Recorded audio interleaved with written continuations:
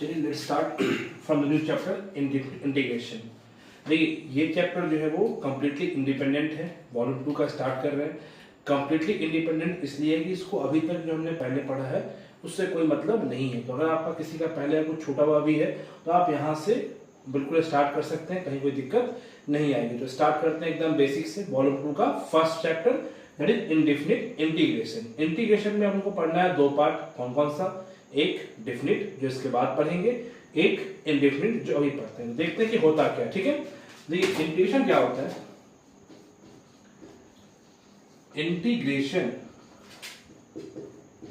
Is the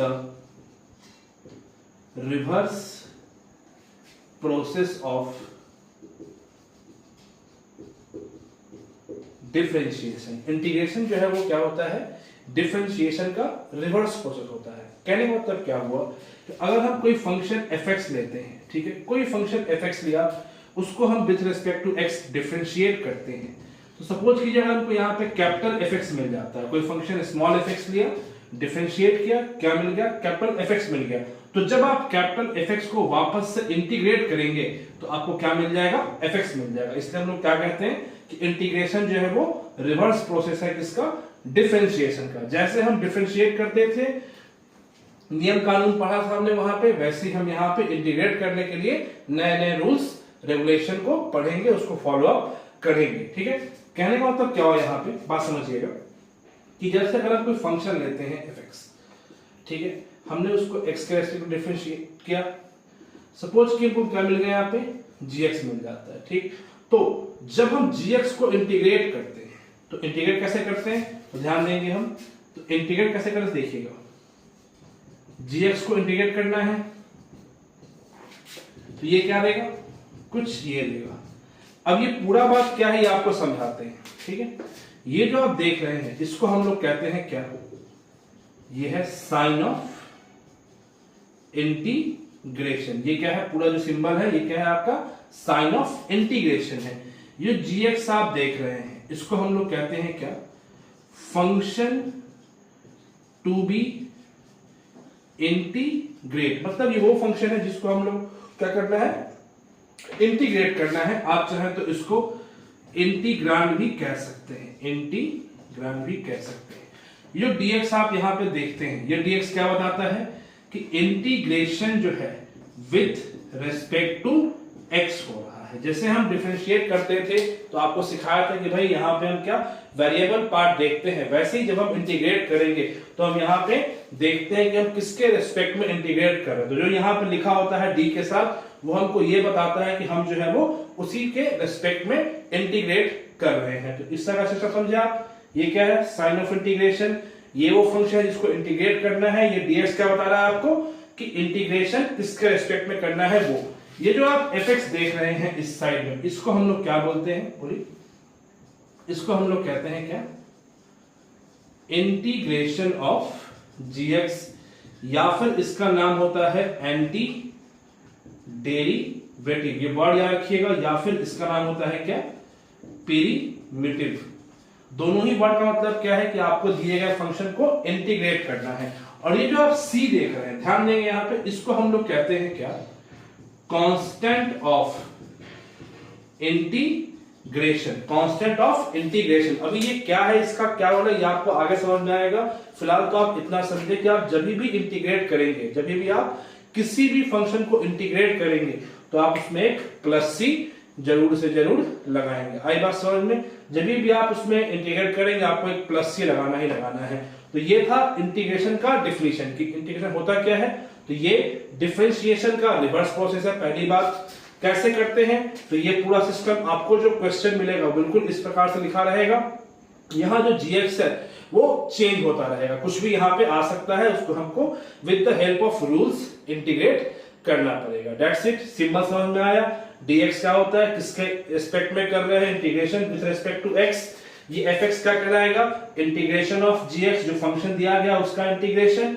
c क्या है आपका? Constant of integration. तो इंटीग्रेट करने के बाद प्लस सी लगाना एकदम क्या है? मस्ट है। तो इतना नोट कीजिए, आगे बढ़ते हैं। इसके बाद चलो आगे बढ़ते हैं। देखिए अब क्या है, कुछ फंडामेंटल फार्मूला ऑफ इंटीग्रेशन है, कुछ फॉर्मूला यहाँ पे लिखेंगे जो आपको याद करना है। फॉर्मूला बहुत ही सिंपल है, जैसा हमने डिफरेंशिएशन में आपको सिखाया था कि कुछ पर्टिकुलर फंक्शन होते हैं जिसका डिफरेंशिएशन हम याद रखते हैं। जैसे साइन का क्या रखते हैं, कॉस, tan के लिए sec square x, x square के लिए x क्यूब, x स्क्वायर के लिए 2x, ठीक है।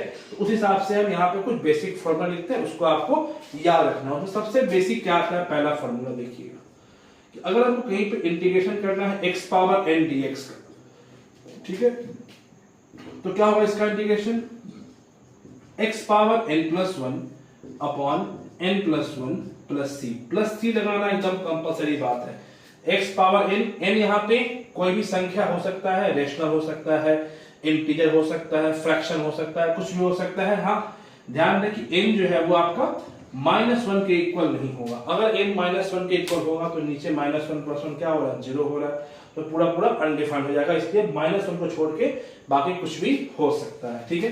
सेकंड जो फॉर्मूला है, अब देखिए अगर n इस फंक्शन इस फॉर्मूला में से n इक्वल्स टू -1 बाहर हो गया तो उस जगह पे क्या होगा, तो जब अगर माइनस लेंगे तो क्या हो जाएगा, 1/x बन जाएगा।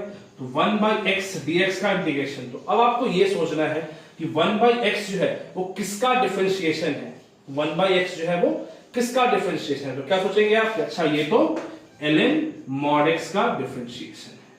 मॉड क्यों लगाया, क्योंकि डिफिनेशन है भाई पॉजिटिव होना चाहिए लॉग के प्रॉपर्टी के हिसाब से, ठीक है। थर्ड वन पे आ जाइए, इंटीग्रेशन ex dx। अब सोचिए कि ex जो है वो किसका डिफरेंशिएशन होता है, तो वो तो खुद ex का ही होता है।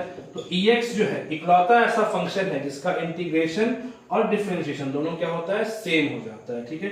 फोर्थ वन ax dx, तो इसके लिए क्या आ जाएगा, ax upon log a plus c, ठीक है।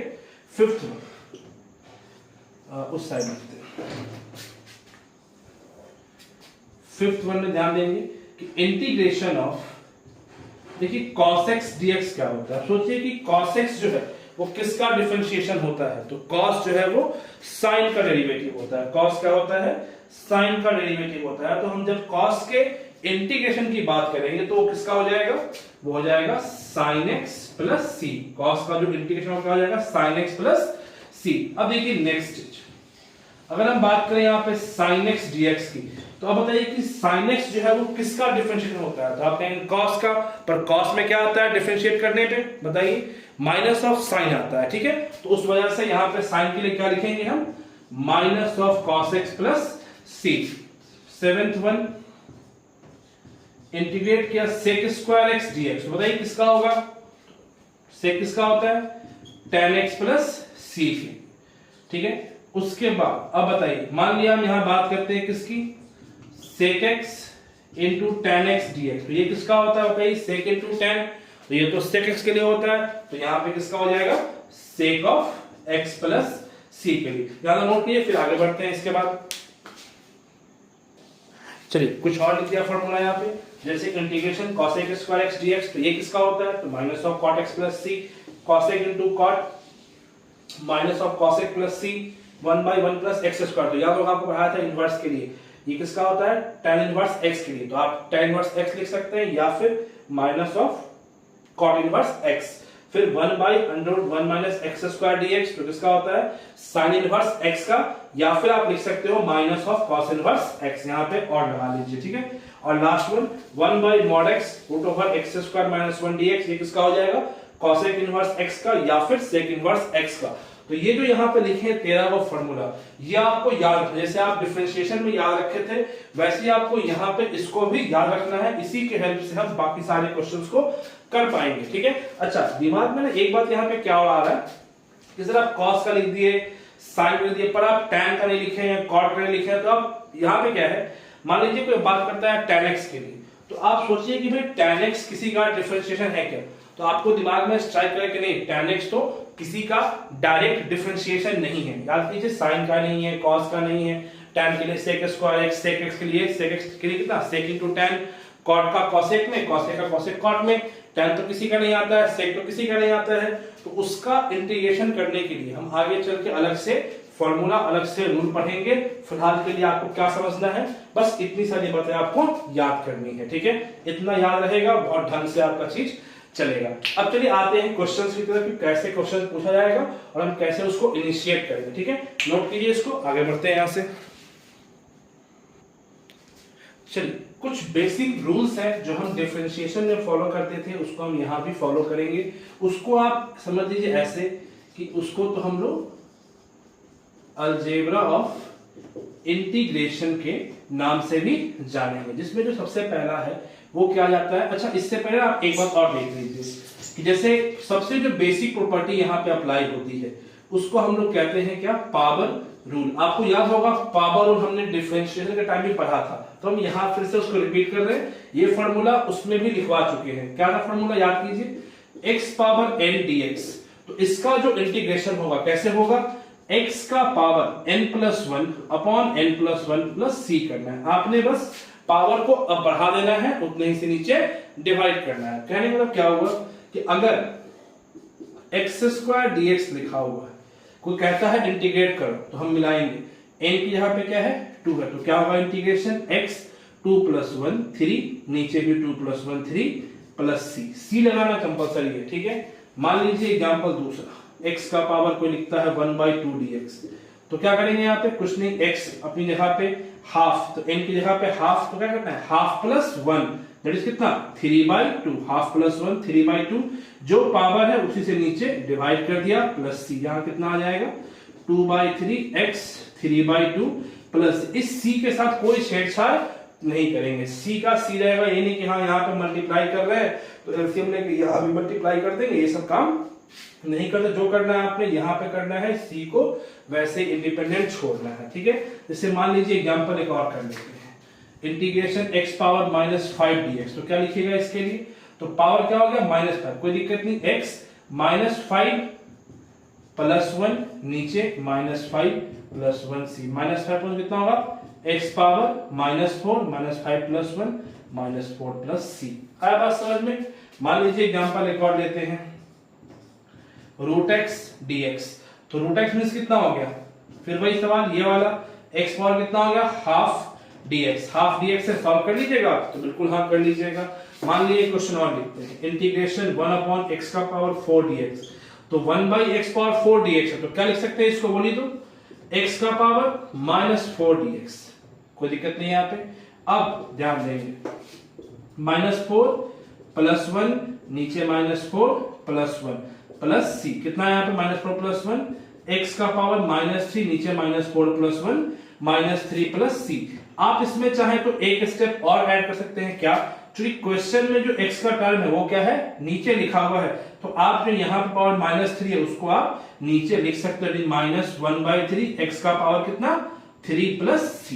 आई बात समझ में। तो आई होप कि आपको इस फॉर्मूला में कहीं कोई दिक्कत नहीं होगी। x पावर n dx से क्या लिखना है, x power n+1 upon n+1 plus c। कुछ एग्जांपल्स है, आप इसको नोट कर लीजिए। देखिए, आप अपने सुविधा अनुसार वीडियो का स्पीड बढ़ा घटा सकते हैं, किसी को फास्ट लग रहा है तो स्लो कर लिया, किसी को स्लो लग रहा है तो फास्ट कर लिया। पेशेंस के साथ देखते रहिए, आपको पूरा पूरा बात आराम से समझ में आता रहेगा। ठीक है, नोट कीजिए।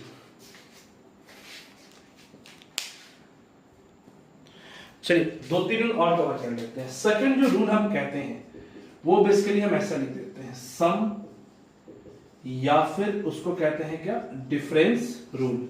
इसमें क्या होगा, बिल्कुल डिफरेंशिएशन की तरह ही है कि अगर मान लिया y बराबर क्या लिखा हुआ, fx प्लस माइनस gx, दो अलग अलग फंक्शन दिए गए हैं आपको, ठीक है, आपने इंटीग्रेट करना है, तो कैसे होगा, मान लिया कोई पूछता है कि fx प्लस माइनस gx है विथ रिस्पेक्ट टू x, आप इसको इंटीग्रेट करें, तो क्या कर सकते हैं, यहाँ पे हम इसको चाहे तो सेपरेट कर सकते हैं। ठीक है, अगर हमको जरूरत पड़ती है कि इसको सेपरेट करना है तो हम इसको सेपरेट करके सिंपलीफाई कर सकते हैं। इसके लिए जो भी आना होगा सो आएगा, इसके लिए जो आना है, मान लीजिए इसके लिए क्या आ जाता है, कैपिटल fx आ गया, ठीक है, इसके लिए क्या आ जाएगा, कैपिटल gx आ गया, fx जो भी सिंबल यहाँ पे प्लस माइनस सो लगा दिया और यहाँ पे एक c लगा दिया।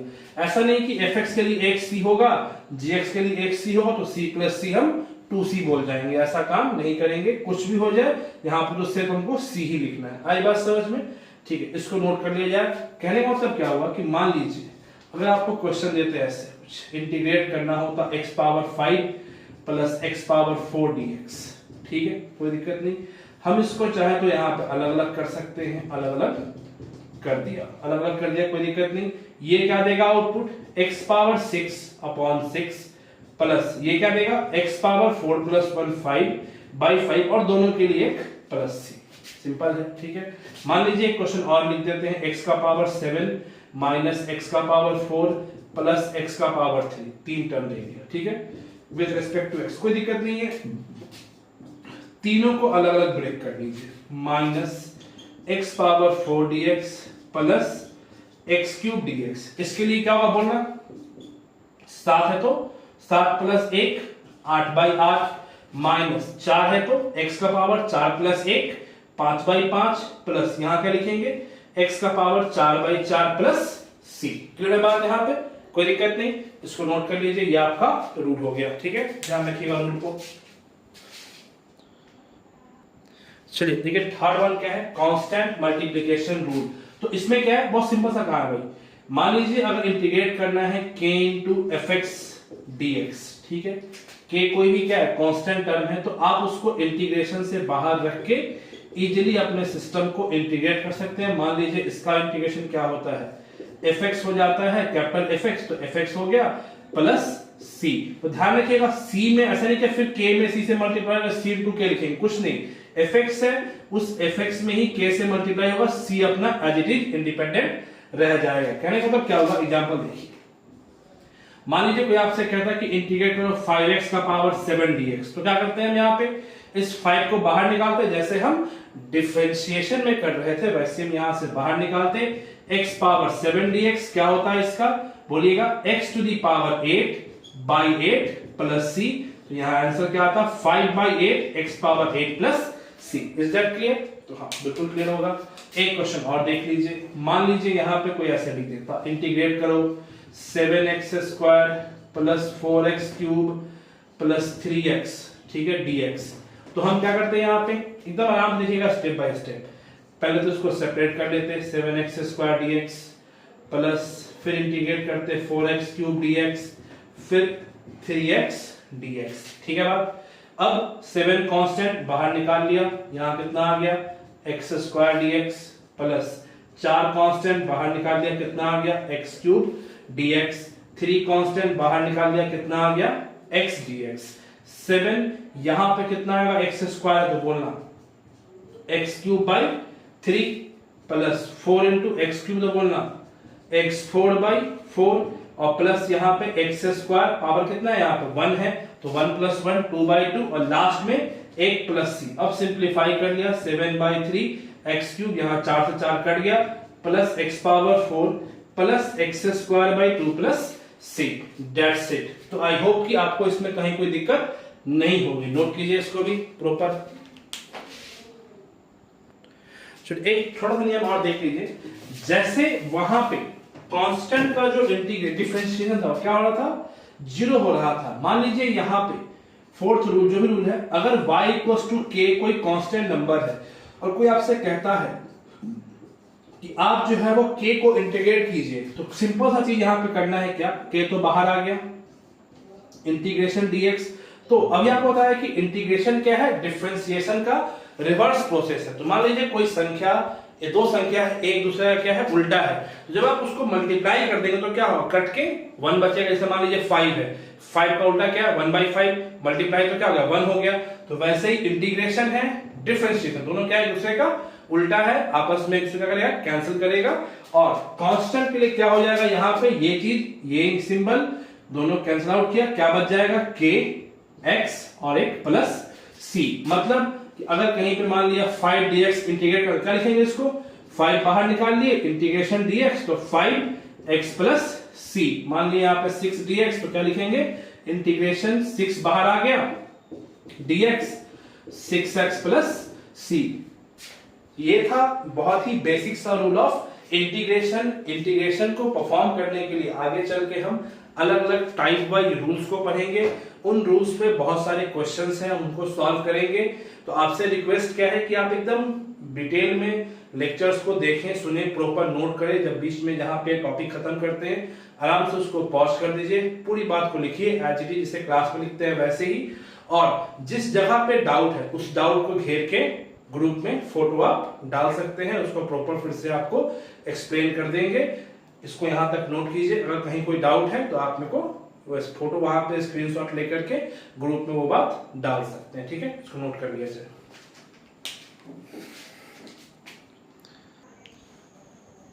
चलिए बोर्ड पे कुछ क्वेश्चंस हैं, बारी बारी सबको सॉल्व करते हैं, ठीक है। तो पहला सवाल यहाँ पे क्या लिखा हुआ है, इंटीग्रेट करना है हमको, क्या ध्यान देंगे, x to the power 7 plus x to the power 4 plus x square dx। अब ध्यान दीजिएगा, कोई दिक्कत नहीं, आराम से सबको सेपरेट करेंगे। अगर आप सीख गए हैं तो आप एक दो स्टेप बचा सकते हैं। ये पहला वाला चीज क्या लिखेंगे, इसके लिए बोलना पावर 7 तो x टू दी पावर 8/8, शाबाश। यहाँ क्या लिखेंगे, x टू दी पावर 4 है तो 4 + 1 5/5। यहाँ क्या लिखेंगे 2 + 1 3/3 प्लस c।